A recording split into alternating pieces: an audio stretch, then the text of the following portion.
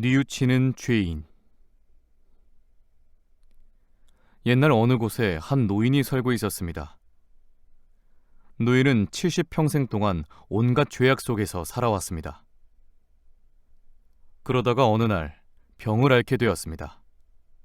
그러나 노인은 뉘우칠 줄 몰랐습니다. 마침내 죽음의 시각이 닥쳐왔습니다. 마지막 순간에 그 사람은 울면서 하느님께 빌었습니다. 주여, 당신께서 십자가에 매달린 도둑을 용서하듯 저도 용서하여 주시옵소서. 그 말을 하자마자 그의 영혼은 육체를 떠났습니다. 그리고 죄인의 영혼은 하나님을 사랑하고 하나님의 자비를 믿었기 때문에 천국의 문 앞에 이르렀습니다. 죄인은 문을 두드리고 천국으로 들여보내달라고 부탁했습니다. 그러자 문 뒤에서 어떤 목소리가 들려왔습니다. 어떤 사람이 천국의 문을 두드리는고? 이 사람은 살아생전에 무슨 일을 했느냐? 그러자 폭로자의 목소리가 대답했습니다. 폭로자는 이 사람이 저지른 죄악을 낱낱이 들추어냈습니다. 그러나 착한 일은 하나도 말하지 않았습니다. 그러자 문 뒤에서 어떤 목소리가 대답했습니다.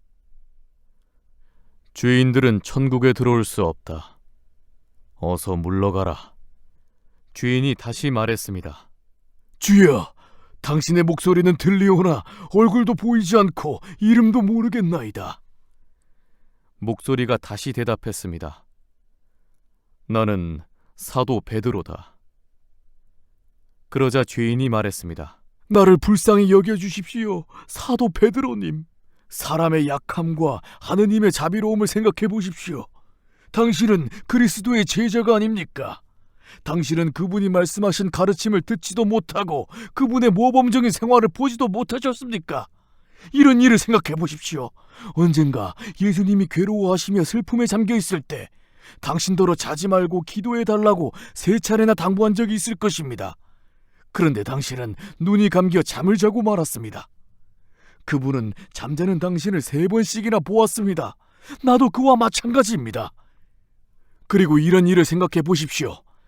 당신은 죽을 때까지 그분을 모른다고 하지 않겠다고 약속해놓고 그분이 가야파의 집으로 끌려갔을 때 3번이나 모른다고 했습니다. 나도 그와 마찬가지입니다. 그리고 또 이런 일을 생각해 보십시오. 당신은 닭이 울기 시작하자 그곳을 떠나 슬피 울었습니다. 나도 마찬가지입니다. 그러니 당신은 나를 천국에 넣어주지 않을 수 없을 것입니다. 그러자 천국의 문 뒤에서 목소리가 잠잠해졌습니다. 죄인은 조금 서 있다가 다시 문을 두드리며 천국에 들여보내달라고 부탁했습니다. 그러자 문 뒤에서 다른 목소리가 들려왔습니다. 저 사람은 누구냐? 저 사람은 세상에서 어떤 생활을 했느냐? 폭로자의 목소리가 대답했습니다. 그는 또다시 죄인의 나쁜 일을 낱낱이 들추었습니다. 그러나 착한 일은 하나도 말하지 않았습니다. 그러자 문 뒤에서 목소리가 대답했습니다. 어서 물러가라.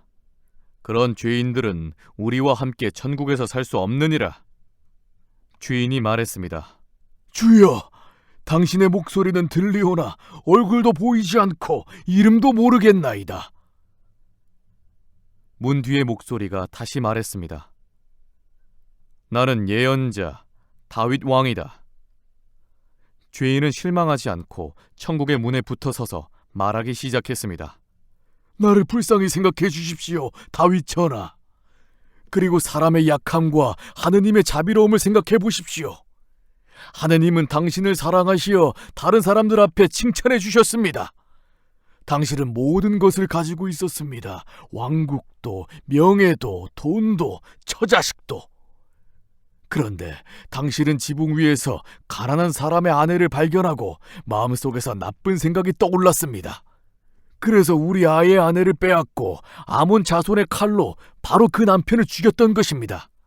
당신은 잘 살면서도 가난한 사람에게서 마지막 양을 빼앗고 그 사람을 죽여버렸습니다. 나도 그렇게 해왔던 것입니다. 그리고 그 후에 가서 당신이 어떻게 뉘우쳤는지 생각해 보십시오. 나는 내가 지은 죄를 알고 있으며 그것을 몹시 슬퍼한다고 당신은 말했습니다. 나도 그와 마찬가지입니다. 그러니 당신은 나를 천국에 넣어주지 않을 수 없을 것입니다. 그러자 문 뒤의 목소리가 잠잠해졌습니다.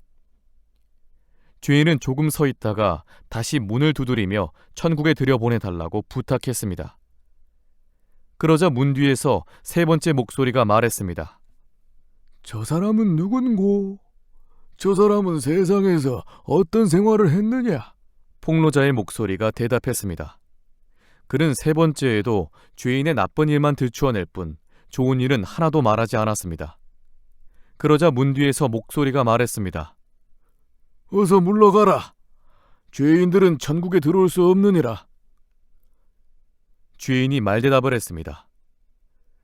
당신의 목소리는 들리오나 얼굴도 보이지 않고 이름도 모르겠나이다. 목소리가 대답했습니다. 너는 신학자 요한이다. 그리스도의 사랑을 받던 제자이니라. 그러자 죄인은 기뻐하며 말했습니다. 이젠 나를 천국에 넣어주지 않을 수 없을 것입니다. 베드로와 다윗은 사람의 허약함과 하느님의 자비를 알고 있으므로 나를 들여보내줄 것입니다. 당신은 마음속에 사랑이 많으므로 나를 들여보내주실 것입니다. 신학자 요한님, 당신은 당신의 책 속에서 하느님은 곧 사랑이며 사랑을 모르는 사람은 하느님을 모른다고 쓰지 않았습니까? 형제들이여 서로 사랑하라고 늙어서 사람들에게 말한 것은 당신이 아니었습니까?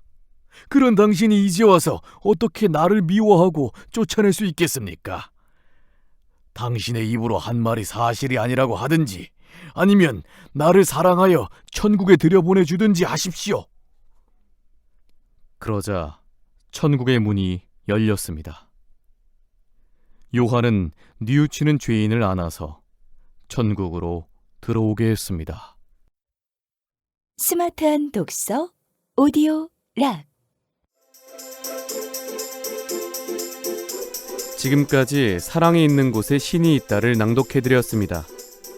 지은이 톨스토이, 출판 해성전자북, 제작 주식회사 컨텐츠 포탈, 낭독 강우상이었습니다.